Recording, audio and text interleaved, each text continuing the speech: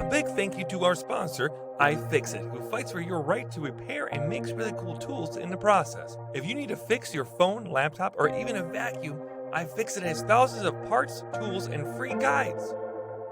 Mercury, Mercury Stardust. She's a beacon of hope in the darkest night. Mercury, Mercury Stardust. She'll teach you how to make it all alright.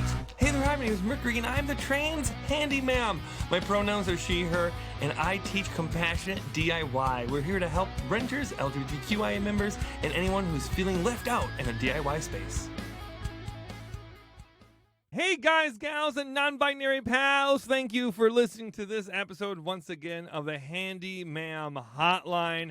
I want to say thank you so much for tuning in and letting me speak into your ear holes.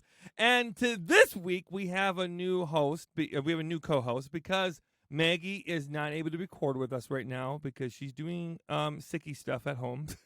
She's doing sicky stuff at home, and she's hanging in there. She's doing good. She's okay. But my very good friend, the wonderful, the amazing, the extraordinary Danny is here today. Yes! And Danny, just for the audience at home, what is your pronouns? They, them, baby. They, them, baby. I don't know why I instantly feel like I lost all the cool points I've earned over the last 2 years. Oh, you have cool points? Ouch. Everybody, this is the dynamic of me and Danny. Yes. I am very silly, sassy, and like overly happy. Mm-hmm. And Danny's a friendship with me is basically one that's designed to bring me down as much as possible. No, don't say that. If we think of me as like, oh, she's like someone who climbs a ladder and always like, tries to go to the next best thing. Danny's actively cutting the rails on the ladder to make sure I would fall to my death. So makes you a better person. Mercury and I are great friends, and we've known each other for 3, 4 years, 5 years. 5 years. 5 years. 5 Wow, years. holy shit. 5 years. Because I met you on the tail end. Yeah. Yeah, I met you on the shortly before COVID. Yeah, so like. I moved here in 2018, 2019, and I took your class. It was 2018 when we met, I think. And now I get to watch you do really cool things like this. Aww, like this. I like how you I love said you. that. I love you too. Proud of you. Okay. Establishing that before.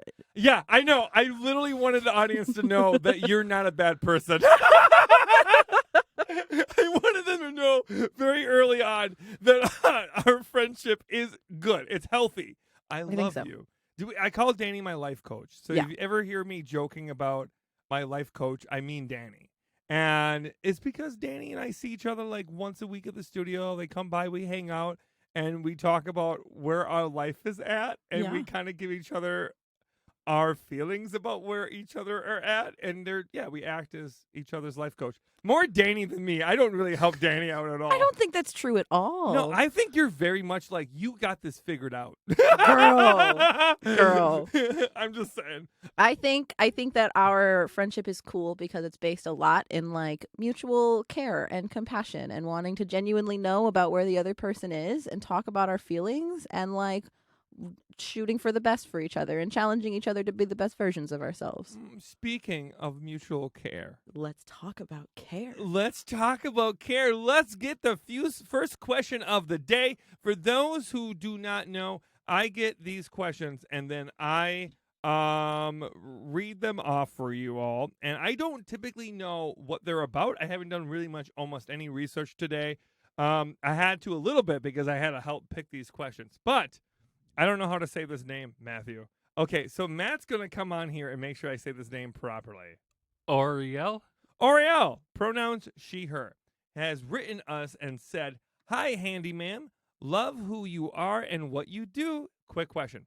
I had a faucet installed in my bathroom sink and the cold water works fine, but the hot just trickles out. Is there an easy way to fix this or do I need a plumber? Thanks, and wishing you all the success you deserve." I do deserve a lot of success. I'm just going to say that right now. I'm doing what my life coach always says. I'm trying to make sure that I'm putting the positive version of me out in the world and like pursuing the things I know I deserve. Damn right. Exactly. Yeah, look at that. Goddamn right. That was growth and development right there. No, you can fucking swear on the Oh, podcast. perfect. No, we're good. There's no way I would invite you on this podcast and not be okay with swearing, Danny. I'm so glad. Okay. Anyway, you deserve the world. And Okay. she's correct. Now let's help her. Okay. Okay. So we're having hot water trickle out. Mhm. Okay. Now what do you have any knowledge on this at all, Danny? Do you have any idea? If the hot water is trickling out, but not the cold water, do you have a suggestion? I don't have a suggestion. I have experience with this. The same thing happens at my bar, so I want to know how to fix this too. Oh, okay. Mhm. Well, first and foremost, the one thing you want to do is go underneath the sink and just make sure that both of the valves are open. Okay. Right? Like they'll have these shut-off valves underneath there. They're typically separate. One's hot, one's cold. And the hot water, sometimes it just, especially if you live in an apartment, sometimes people just turn shit off on you before you move in or something. So very much could be the case that that's happening, right? Make sure they're all the way open. It should be lefty-loosey, right? It should be pretty much very open when you're doing it. Turn all the way left. Now, if that doesn't solve it, chances are it's either going to be a cartridge or a stem repair. We just talked about this last week on the podcast, where it is like a cartridge is a single handle faucet, right? And a stem is when they're separate. So one's a hot water and one's a cold water. Typically that's what they are. Not always. 90% of the time though. And when both of the cartridge or the stem go bad, weird shit happens with your sink. So that's when you don't get as hot, right? When the sink doesn't get as hot as it should. Mhm. Or when it starts trickling out. That both of those things could be connected to it being a repair of the stem or the cartridge. Okay. That's basically it. It could also be that there's calcium buildup in the supply line. Or somewhere in the line coming in through the hot water. That sometimes happens where calcium buildup will happen inside of the supply line, and you'll have to replace that to make it work. So the cheap routes and the routes to make sure that they are in the proper troubleshooting, okay, would be making sure that it's properly open, right? And then doing the supply line because it's like an $8 repair, really not that hard at all. And then doing the cartridge or stem. Those were the routes in that order I would do. If none of those do it, replace the whole faucet. Okay. I have a question. Yeah, what's up? If the supply line is your second answer, your first replacement, how hard is that to do? Oh, that's like another 3-minute job. Yeah. So like just checking and making sure it's open, simple, right? Simple, easy way to go, right? If you are replacing a supply line, make sure the water is all the way turned off. Mm-hmm. Turn off all the water to make sure. And then you're just disconnecting the supply line from the incoming valve, connected to the sink, and you just disconnect those and replace it. Okay. Now, you could also, if you have like air, if you have compressed air or something, you could take it and just shoot it and make sure that the air hole is nice and big. Mm-hmm. Sometimes they get, a little gunky Mm-hmm. and stuff like that. You never know what's coming through your water, sadly. And the calcium or other stuff and other debris can really jam up the supply line. So that could do it. Those are that's how simple a supply line is. Okay. If you look up a kitchen supply line or bathroom supply line, it is fairly straightforward to see. You'll know what I'm talking about. And this is in a bathroom. Mm-hmm. So I'm thinking it's really straightforward. Okay. So any other questions about that, Danny? I have a curiosity. Yeah, what a curiosity. What does the fact that it's only the hot water and not the cold water tell you about this? Well, it's something. So the supply line would be separate too. Oh, okay. So they're two separate. Yes. Thank you for Oh. asking that clarifying question. That's very good. Mm-hmm. So the supply line would be separate too. Gotcha. The hot water faucet, the shutoff valve, would also be separate, and the stem would also be separate. The cartridge could be separate too, but like one side of it's going bad. Gotcha. All right. It's very common that hot water goes bad before the cold water Mm-hmm. because of the temperature itself beats the shit out of all these things. Like I don't necessarily understand why the hot water is almost always the one that has calcium buildup, but I'm sure there's some good science behind it. There's probably But science it there. is true. Like almost always, if it's gonna go bad, like if the sink is gonna have trickling something out, it's almost always hot water. Mm-hmm. So yeah, that would be my hot take. Okay, cool. Okay, do you have any more clarifying questions? I don't think so. Not on this one. Okay. Well, you know what? Danny's already proving that they are a badass. Hell yeah. I was Hell born for this. To the yeah. Okay, way to bring that Leo energy. Okay. Matthew, are we ready for the next question, my friend? Hi, this is Melissa, pronouns she, her. The questions I have are, how do I clean my bathroom vents and my dryer vents? So I do rent, and my landlord is helpful but also busy, and sometimes that can lead to some neglect. And I know that those two things are serious safety concerns. Yeah, so that's my question. How do I take those things apart, clean them out, keep myself safe, keep my apartment safe, and not break anything? Thanks so much. Thanks for all that you do. I appreciate you and your team, and I hope and wish you all the best. Thanks. Bye. This is another really good question. When we're talking about dryer vents in a rental, oh boy, it could mean a lot of things, right? This could be a shared dryer, and that means the setup is going to be a lot different. If this dryer is in your unit, that could also be a lot different. Almost always, when a dryer is being shared, right, that means the dryer is almost always being like rented or leased out from another company, which means don't fucking touch it, right? You're not even like me as a technician. I'm not allowed to touch it, right? If this is in your units, right, it means they probably bought it and put it in your unit. Doesn't always mean that the case, but typically it is that case, okay? Danny, have you ever encountered anything like that? Do you have any suggestions before I give my 2 cents? No, I've lived in units where I have had a washer dryer in unit in apartments. I live in an apartment. Currently don't have either of them. I've never thought about the fact that if they're shared, they would probably be rented and they would have extra hoops to jump through for maintenance. That's an interesting take. I was never allowed to take them apart. Huh. So we had a warranty with ours. So if I would take it apart, I would void the warranty right away. So we always had to wait for the technician. But the technician was like 7 hours away, like in a different state. So sometimes it would I would need to wait a week and a half to get it done. And I can't tell you how many times I had, I would put the sign. I developed this whole system because this would happen to us all the time, where I would have the sign and I had the date when I first saw it. And every single day after that, I would check it off. I would go back to this unit every day and make sure that a new tenant, because that's what happens. People check it every day. You know, they're in that house. And this was at the height of the COVID, right? Like, people didn't leave their fucking houses. You know what I mean? Yeah. So, they were trying to do their clothes and shit. And for obvious reasons, they were doing their clothes a lot, too, during this time period because we didn't know how this was all being transmitted. Sure. So, they would go and try to wash their clothes. But, the machines would fail a lot during this time period. So I would just make sure that I always checked out the box in every single day. Now, once it got to the 7-day mark, right, I had an extension that I would stick on there that would have another 7 days. So you would see it, and then you would see that I'm paying attention. Yeah. That, yes, I'm aware it's been 11 days since this has been out. And then I'll have an estimated time of the repair. But here's the thing. Here's a big kicker with this. Is often they wouldn't come with the right parts. So they would come, check it, not have the right parts, and another 11, 12 days would happen. Wow. Vendors for washers and dryers are a goddamn nightmare.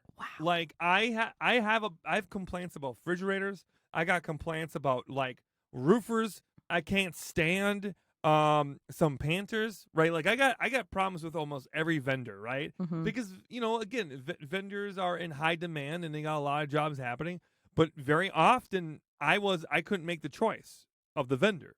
So the company I worked for would go with the cheapest option or go with the person who literally would show up in an unmarked van.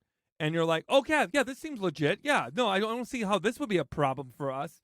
And it was always a guy without any type of labeling on his shirt. who looked like he just rolled out of bed like 3 minutes ago, walking into a person's house, and now I just got to trust this guy that he's actually the guy.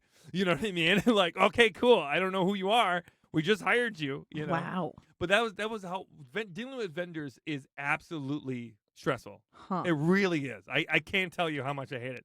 So when we're talking about dryers, Yes. right? Ooh, that brought a lot of trauma. You've got some very passionate, very niche takes, and I appreciate that about you. I think it's because a lot of people don't know how that inner working Yeah, exactly. I would have never thought about that. of renters work. So, like, from a technician point of view, trust me when I say I have your back. Yeah. I want to help you, Mm-hmm. but the system is set up to actively make it difficult for me to help you every step of the fucking way. Like, I remember there was someone, I went downstairs, and this is where we kept our washer and dryer, and a guy who I saw every day was one of the nicest guys in the world. We would always talk about his home country. He always had great stories to tell me. Mm-hmm. And he was just like, this is still broken. It's been a week. And I would just tell him the whole story. And then he would be like, this country is full of red tape. And I'll be like, yeah, it fucking is. And he's like, keeps you alive, though. he would crack me the fuck up. But that was really what it was like. It was like knowing that we wanted to fix it, knowing that we wanted to do it, but we weren't able to. Right. So let's talk about dryers. talk about dryers. So if this was not in a rental, Mm-hmm. you would want to clean your dryer vent out. Now, your dryer vent, it will be on the side of the building outside, typically towards the base of the house of the building. Sometimes it's on your roof. Now, that's where it gets tricky. If it's on your roof, be careful. You can do it off a ladder sometimes, but it's not fun doing it off a roof. And you're going to have, it's going to look like a reverse chimney situation where you just have dust and everything just shooting up. Like, it's not a fun experience. Mm-hmm. Another route that you can go to is that if you have it towards the base of the building, that's a lot easier and more accessible to get to. You'll know because if you walk around your house or the building, you'll see like a hole that has kind of like a angled shield to it. And that's where the dryer vent is being. That's where all the dust is supposed to go, but it never does, all the lint and stuff. It's the one where when you walk past the building when someone's doing laundry, it suddenly smells like fabric softener. It smells like fabric softener. 100%, Danny. 100%. So, like, they make these drill extensions. There are 4 dryer vents. Gotcha. Right? They'll be like 25, 30 feet. Love these. Great job, right? Be careful and don't go as fast as you see them go on the internet. Because your dryer vents are not always sturdy. Okay. Right? The dryer vents that everyone should have are the straight metal ones. Because they're sturdier and you're not going to get lint stuck in the creases. Those almost like those 1950 robots with the arms, and you would see their arms be like, like those slinky arms almost. Yeah, like when you're a kid and you're trying to be a robot and your mom and dad. I was going to say, like robots. Yeah, those slinky arms. That those dryer pieces that are like that kind of slink around, that don't have any whatever. They have creases in them. Yeah. They can cause fire. And they're not my favorite. They're like the stupidest design because they catch lint so easily, and they're easily terrible. Mm-hmm. So when you are doing this work with your drill, if you're going super fast, you're just gonna fucking tear it. Mm-hmm. And when I see people on TikTok just throw it in there and just go all out, I'm like, what the fuck are you doing? You're praying that's gonna work out well. So my hot take on it is that's where you start. That's the baseline. Even if you're a renter, that's your baseline. Now, you should typically, not always, in a lot of buildings, if this is 6, 8 units in a building, there should be a dryer vent. If this is a bunch of buildings, there's probably something bigger. Mm-hmm. And it's probably located maybe in a basement sometimes, and they'll suck it all out. But that's on them, not you. Do you know what I mean? When it goes past that, that's on them, not you. Mm-hmm. But if you're really concerned about it, and as someone who has seen firsthand that a lot of technicians don't do this work, give it a try. You might be the hero of the whole building, especially if it takes you 2 times to dry it. If it's taking you 2 times to dry your shit, Mhm. Like, it shouldn't be. But if it is doing that, it could be because there's a blockage in your dryer vent and is not getting proper airflow. Okay? Now, to finish this off, to bring it back home, if we're just talking about the inside of the units, if we're just talking about inside of the dryer, what do? Where the dryer lint catcher is, right? There sometimes is a couple screws that you can take out and reveal a larger section where you can get access to it. This is where you can take some type of scrub brush or a vacuum hose and suck up some more of it. It's not going to be perfect, but it will definitely prevent more problems Oh, that's and useful. be better. Yeah, typically there's 1 or 2 screws. They're smaller, so be careful and use a magnetic component, like use a magnetic Phillips head or something like that. Be careful. Don't lose these screws, especially in your dryer. That's more of a hazard. So be careful. Take your time. Don't rush this. And that should be the solution that I would do. That would be what I'm thinking. Okay. Do you have any clarified questions about that? I don't think so. Someone just we're right now, we're on TikTok live as we're on this recording right now, and one of my followers just said use a leaf blower and blow it out. That is not a bad solution. I will say this: if you're in a rental, and you use a leaf blower, every single person who lives in that building will be cussing up a storm. Like, I'm sorry, I'm just picturing. That is so funny. That would work. Don't get me wrong. It will work. But can you imagine like a mom of 3 kids opening it up and you're using a leaf blower and it just like shoots out? Please map out where the leaf blower goes in this scenario. Is it from an outside-in perspective, or is that also from the inside? It could be from the inside. You bring your leaf blower inside and put it in your dryer where you take the screw part out. Some people have done that. Okay. In all honesty, if you're in a house alone, Yeah. that would be fine. It's not a bad way to do it, But if you go outside, Danny, and you shoot the leaf blower into your house, I just want you to know you're gonna open that dryer up and be like, "What the fuck happened?" I do have 3 other people who live in my building, so I'll let you know how that goes for me. Do you like them? Can I borrow your leaf blower? Good answer, Danny. Good answer. Okay, now this is a good time, as any, to introduce a new segment on the show. Things to impress your friends at a dinner party. Woo! Okay, in this segment, I'm going to introduce you to an idea that will impress your friends at a dinner party. Now, this is a DIY thing, a cool hack, a thing that you have never heard of probably before that will easily impress your friends. Okay. Now, if anytime you go to a party at a bar or a nightclub or an event, right? There's always a wobbly fucking chair or a table, right? Every single person has encountered a wobbling table or chair. Keep a pack of sticky notes in your purse or your bag, because that pack of sticky notes is thick enough where typically the most wobbly table will be able to be fixed by that. Now, here's a great thing about sticky notes. If it's not the right height, you just take more off. And then you can get to be the exact height you want it. Quick and easy fix. And now you know exactly how much, like, if you want to if this is at home, right? Now you know exactly how tall you need the actual fix to be. Amazing. Right? Simple, easy. I love that one. Sticky notes save the day. Sticky notes save the day. You can use this on like almost everything. Yeah. I've already done it twice in the office. I fucking love it. I was I broke my table the other day. Like I literally cut a piece of the leg off and then put I know. And then I put this underneath and I went, well, it worked. Well, now you know. Can I roast you for a second? Yeah. I would like your audience to know that you put so much love and effort and care into making sure that other people have the resources to take care of their spaces and to fix things around their home. And also, your space is perpetually in shambles. Well, not this space. No. But you mean like... Well, I mean, you did just admit to cutting off a piece of table leg. Yeah. On a whim the other day? Yeah. There is that. Yeah, I will say... And there's also a wall in this building. Yeah.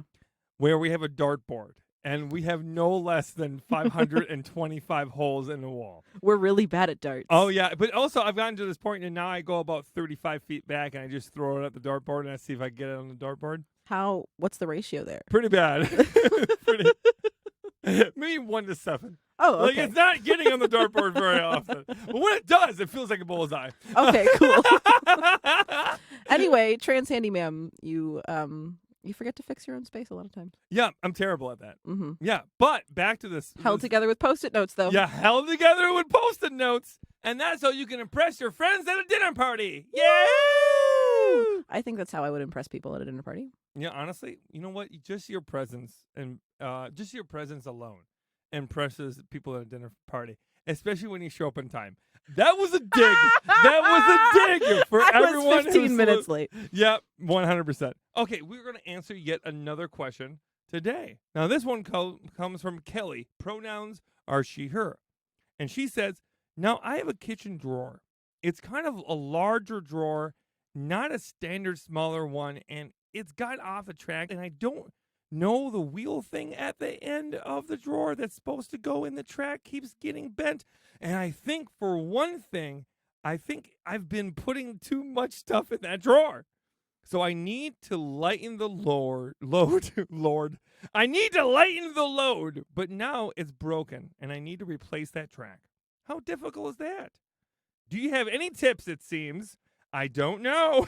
It seems a little more than maybe what's I'm up for. So any help you can give on how to replace it, drawer tracks, I really would appreciate it. I want you to know right now, if it seems like I'm drunk, it's not. I am reading this the best I can. There's no punctuation in this question, okay? I am doing the best I can. So I want you to know, Kelly, thank you so much for typing that in. It seems like you were really like just in a frantic place and really wanted to make sure you got this question through. So thank you for asking this question. Now, here's the thing. When we have a lot of weight on the drawer, you're going to put a lot of strain on the rails. The rails are not very strong, you know? Mm-hmm. And if the bottom of the drawer doesn't give out, the sides will. You know, like sometimes you see the drawer bow. Yeah. You know? If the drawer ain't bowing, but like you're pulling it out, every time you're pulling it out, the more weight that's on one side especially, the more likely the wheels are to pop off the track. Now, if you have a situation where you have cracked something, like wood on it, you're going to have more of a harder problem, right? That's not going to be a fix you're going to want to deal with, right? If this is like the rail itself is bent, you can get a whole replacement, and they're fairly easy to do. Replace both sides at the same time. Don't mess around and try to do one, and they got to match. The rails got to match. They'll make your life a lot easier. But it's not that difficult to take them off. It's usually like 2 screws on either one, and then bang, you're good to go. Do you have anything to add to this, Danny? I feel like I would be entirely lost in what qualities I'm looking for in a good rail for my drawers to go on. You need a length. Yeah. You need to measure the length. Okay. You need to see exactly how. So, like, if you can find, always take, if you can, go to Amazon, right, or any online store, and just like browse out there. See what the brands are for like drawer rail replacements. Take them and put them on YouTube, and just see how they work. Sure. Right. A lot of these companies will have specific, like, not how-tos necessarily, but like videos on how they function and how well they do. I would say that if you were doing it, you're almost always going to encounter nylon wheels, right? If you're encountering something where it's like, if it's wood and wood rails, right? That's a whole different story, and you need to get something different. But if it's wheels, which I think what is Kelly is, Kelly said wheels. Yep, I think that is the problem that she is encountering. Then I think you absolutely need to make sure that you get the right kind and everything like that. But it's literally the length. So you want to take it out and measure it. What tools might I need for this fix? You're going to want probably a drill. Okay. A drill, maybe a wrench or a pliers, and maybe even like some type of like shear cutters. Like sometimes you need to cut these out. Mhm. If that's the case, you're in for a job. But they don't always come out. Sometimes like screws get stripped. So, like a lot of this stuff, especially if we're talking about like you know, like flippers, like flipped houses Mhm. or rentals will have cabinets that are like the cheapest hardware. Mhm. That means that they have like nickel fasteners, which is way more brittle and easy to strip. So anything that's nickel is going to be like really easy to fuck up. Mhm. So when they installed them, they could have stripped up the screws. So sometimes it requires a cutter. So that's when a Dremel comes in on mind. So a Dremel, pliers, wrench, and then a Phillips screwdriver. Typically, that's all you need. Maybe a socket set too, depending on if they used nuts or not. So Okay. yeah, Is there anything I should be aware of in not damaging my drawers because I'm a renter? take everything out. Okay. Right. So take out all of the drawers. Mhm. Right. And then you're going to want to make sure that you get the proper entries. So like if you have side by side doors like underneath your sink that Mhm. open and you just so happen to be right next to the sink so you're able to get it from the side, make sure that's all cleared out too. Make sure you give yourself a lot of room underneath and on the side, and that's going to help prevent it. Cool. And then as far as damage, don't over apply it. Like if it's not coming, don't force it. Call it good right now, and maybe just don't use it for right now. If you're a renter, call for help if you can in that kind of moment. Cool. Right on. Does that make sense? That does make sense. Thank did you. did I answer all the cues? Yeah, I absolutely. answered all the cues with my A's. Oh, Real good job. All right, Matthew, let's get the next question of the day. Hi, Mercury Stardust. I wanted to say that I think you're an icon and I love you, and I'm so happy to, be able to have your content.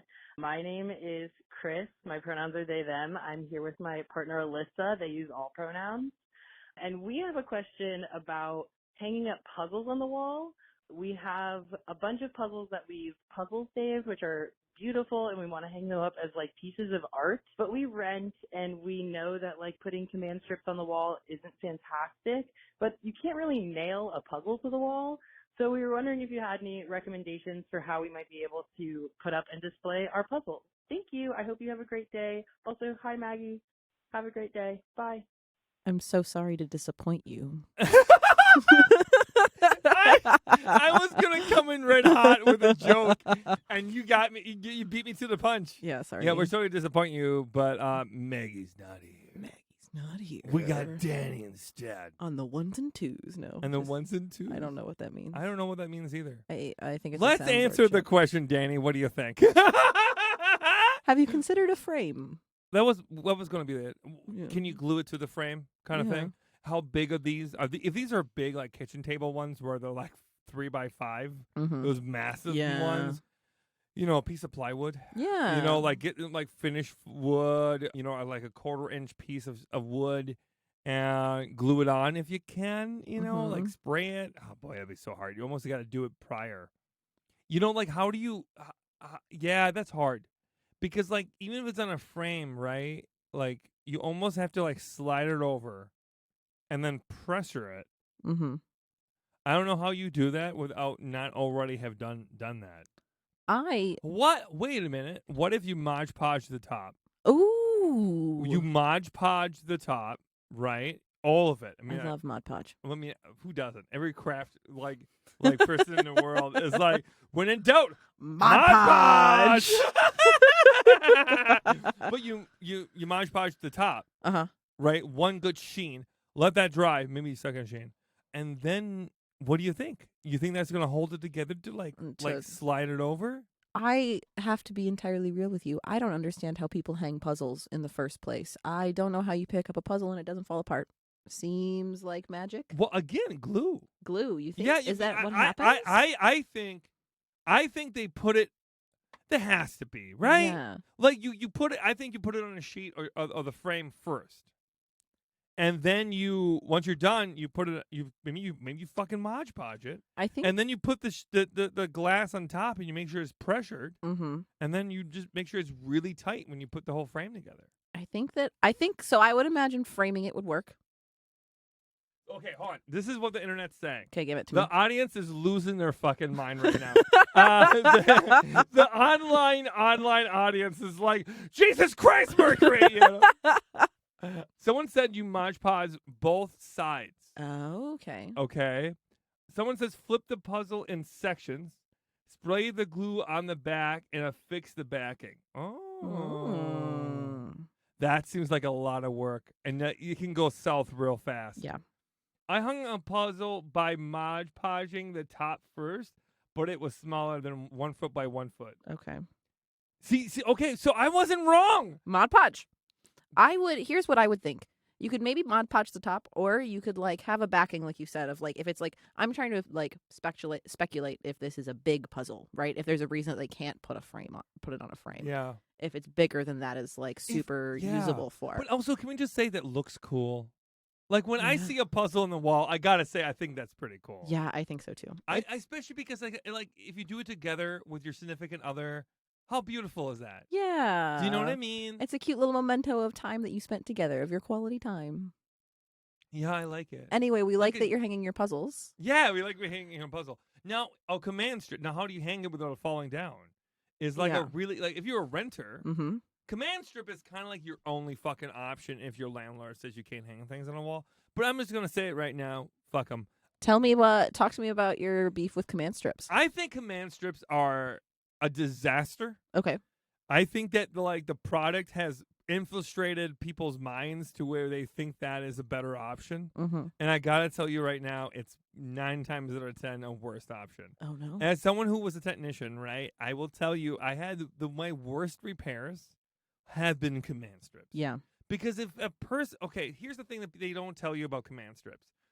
If you put them on the wall and you take them off, and within the next year, you just take that little tab and you pull it sideways and it comes off, that's fine. But if you leave it on there for several years, or you put it in a bathroom where the humidity is high, that command strip and the adhesives sink with the paint and into the cardboard of the drywall.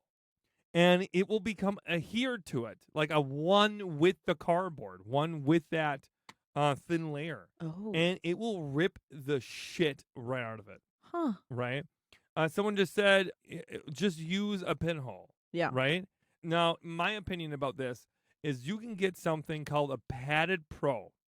A padded pro is specifically like a wall mounting hanger, like a picture mounting nail that has a wider than normal backing that goes on a sharp 45-degree angle into the wall, but it is all padded behind it. So it's not going to nick up your wall. It's not going to, be a problem. It's going to be nice and soft, but nice and tight against the wall. And it's usually one nail going on a downward spiral or 2 nails that are fairly small that you can fix pretty easy with a tiny little spackle of spackle, and you're good to go. Okay. I think that's the route I would go. Yeah. I would say if you really want that, hedge your bets. Hedge your bets. Because if it's a big puzzle, you're going to need a lot of command strip. Yeah. And the more command strip you put, the more likely you are to rip it. Now, if you're going to use that clear alien tape, you're going to rip the shit out of that wall. We tried some here. I tried 2 different times and 2 different ways to properly put alien tape on and take it off, right? Alien tape is the smell is so strong. It almost pushed us all out of here. It was real bad. I hated the smell. You got to wear a respirator when you're using alien tape. And then the next part about alien tape that sucked is that, it was strong. It was super strong. But you got to use a fucking whole strip of it. Almost all of it. All the way across. Whatever you're trying to do. What exactly is alien tape? Alien tape is like clear mounting tape. Oh, okay. It's kind of like Gorilla Tape, but it has more, it's stronger than Gorilla Tape.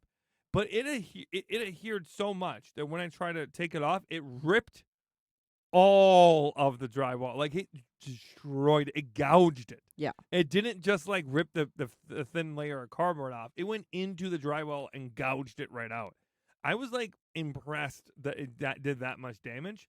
But that's the thing. When renters are trying to find alternative methods, they're going to sometimes find products that are bad. Yeah. Right? And this is where I've said over and over again, picture rails are the way to go. If you're a landlord, put a damn picture rail and put it all the way around your apartment, and I guarantee your renters are going to be happier. You're going to be happier, and so will your technicians be happier. Bring back picture rails. I saw your video on that the other day. Blew my mind. I want one. I want one so bad. There are so many holes in my walls. Yeah, we just went over this last week, what picture rails were. So if you don't know yet, listen to the episode of last week. But essentially, picture rails are just like, trim that's on your wall that you can hang a hook onto that can go and hang and hold on to a picture or a frame on a wall. Super handy. I absolutely love them. But every single apartment should have them. So the answer to the question is? I don't know. I actually forgot the question. I think, no, it was about the puzzle. Yes, it was about the puzzle. Yeah. How would you recommend hanging this puzzle? You said like a small nail that needs a hole Yep. that you could maybe fill up pretty easily. Padded Pro, get 2 of them, and then get a frame that's going to work with the Padded Pro. Cool. And then do that. Cool. And then I have a video on how to use, frog tape to make sure it's level. Oh. You know what I mean? Yeah. Like you take frog tape, you put it in the back of it, you mark off where the holes are, Mhm. then you put it on a level, then you put it on the wall, and you make sure it's nice and level, and you mark off the holes where the marks are on the frog tape. Amazing. Nice and easy. Love it. Just the way we like it. Just the way we like it. Just like Danny and the Saturday. Whoa! I was reprimanded earlier for making dirty jokes. I would like to make that clear. Oh, yeah, but you know what? Changing the game, Danny. Let's Turning go. it back around on you. Plot twist. Are we ready with the next question? Yes, we are. Betsy, pronouns she, her, asks, could you please give advice about buying and using a paint sprayer? Pros and cons, preferred brands, and any opinions or advice on whether a novice should try one.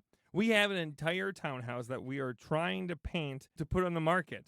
I have loved this podcast and have learned so much. Thank you for all you do. Okay. I fucking hate paint sprayers. I'm going to be honest with you. So I was in the industry and I used paint sprayers even as like an apprentice who would do jobs with people, right? And I got to tell you, paint sprayers were the death of me. Now, this was like 14 years ago. Mhm. Paint sprayers are not what they are now. They're a lot better now, but they used to be, they would get clogged a lot. And they would, to me, they were not worth the trouble. I hated them. But paint sprayers nowadays, like if you're talking about getting one, I would want to ask you, are you going to use it more than this one job? Mhm.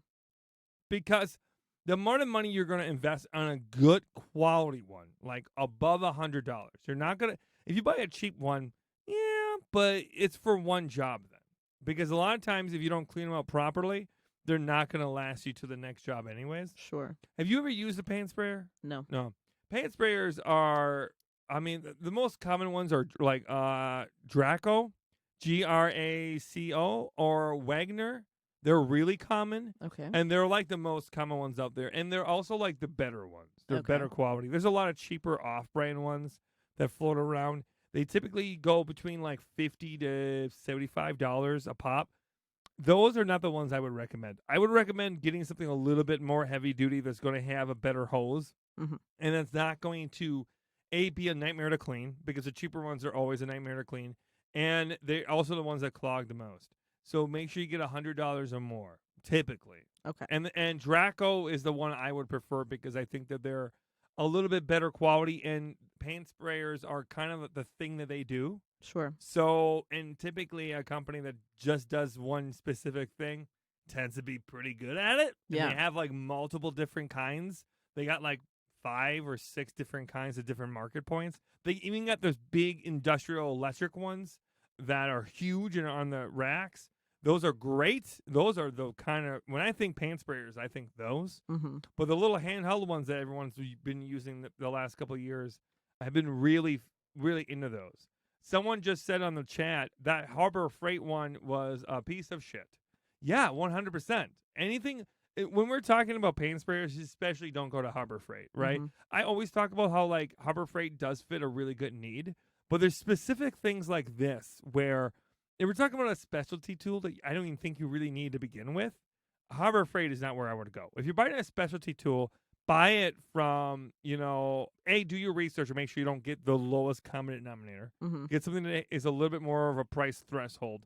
Never get the cheapest, never get the most expensive, get the one right in the fucking middle, right? And then look at the reviews on multiple different sites. Not just Yelp, not just Amazon, not just their website, not just this. Multiple ones all over the board. And see what people are saying. And look for the 2 or 3 stars. Look for the 2 and 3 stars. See what the problems are and see why you love them, right? And yes, I also really like Wagner too. Wagner is fine. But Draco is the one I would go with. So Okay. now that I'm done with my diatribe, how much I hate these fucking things. Okay, thank you. Now let's talk about like how would you use them, and what would you do if you're not using them? Yes. When you're using a paint sprayer, you have to prep more, right? They do apply paint on really good, really fast. The problem with paint sprayers is, as a former professional painter, I will tell you, I can tell when you use paint sprayer. Mm. It's always speckled in spots. Mm. And you got to do more than one route. You got to do 2. You got to do a minimum of 2 coats no matter what. If you're trying to cover up white, you got to do not white. If you're trying to cover up red, you have to use like 3 to 4 coats. Wow. Paint sprayers are good, but they don't add enough thickness to it. I don't think they do a good enough job with that type of thing. Do you know what I mean? Yeah. So like I'm not a big fan. When you're trying to do a cover up, I'm not a big fan. If you're trying to do matching, like you got like maybe a different color to the color that you're putting on, but it's just like slightly different, like you're touching up something, or you're doing repainting because a previous paint job it got kind of dinged up. That's different.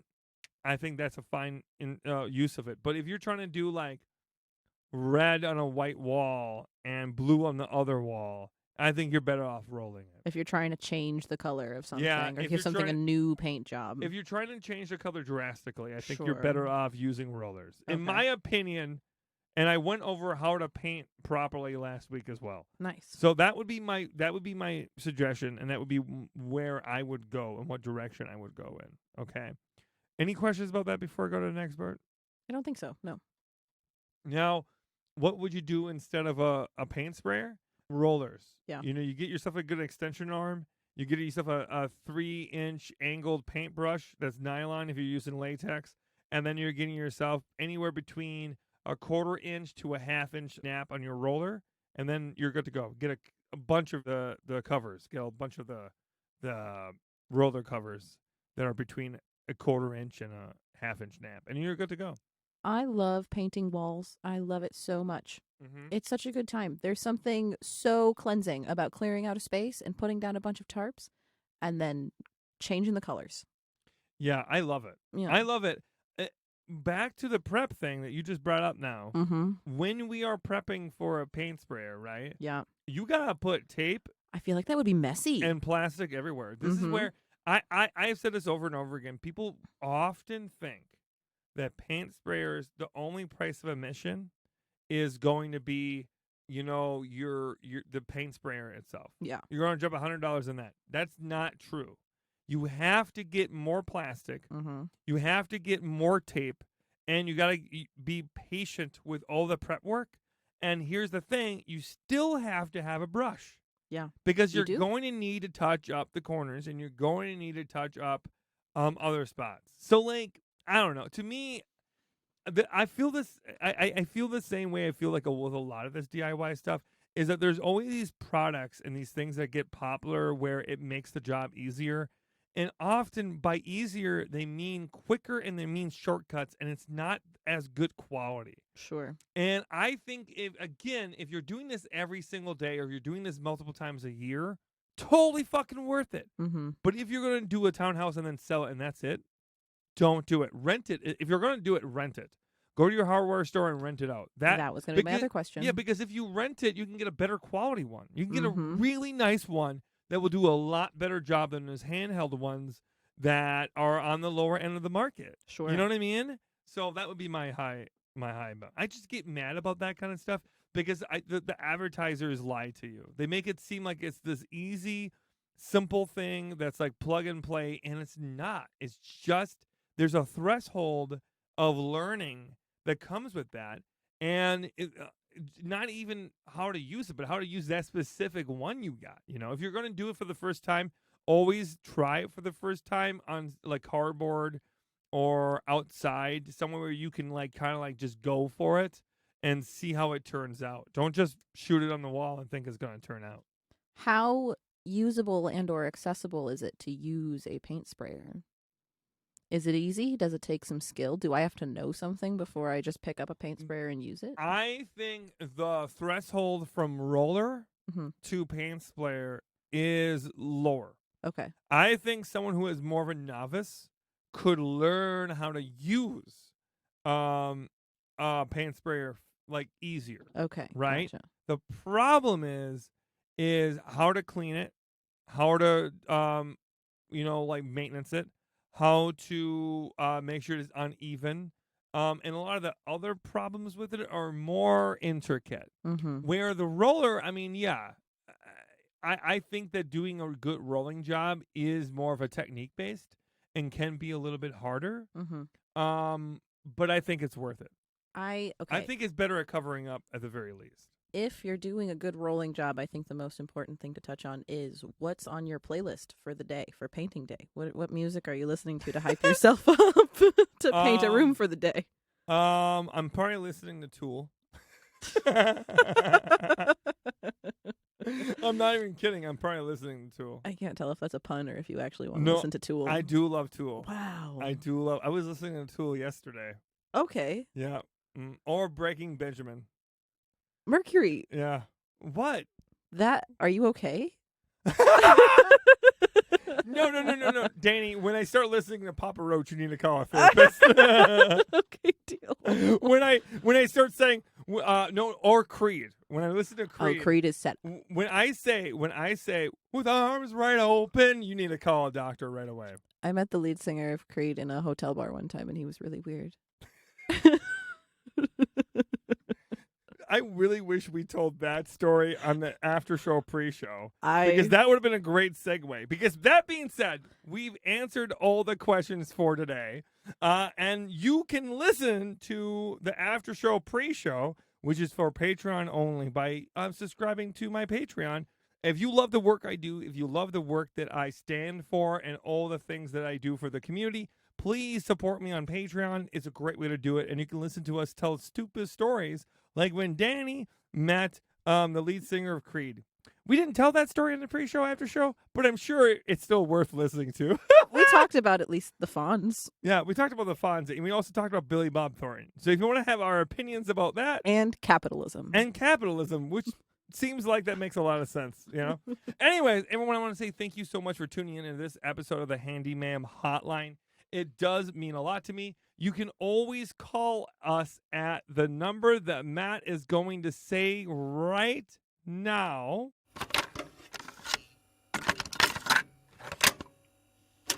(608-205-8768).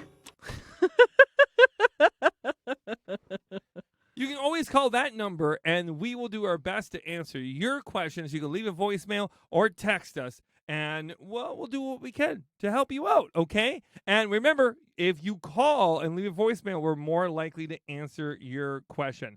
And until next time, remember, you're worth the time it takes to learn a new skill. Bye-bye.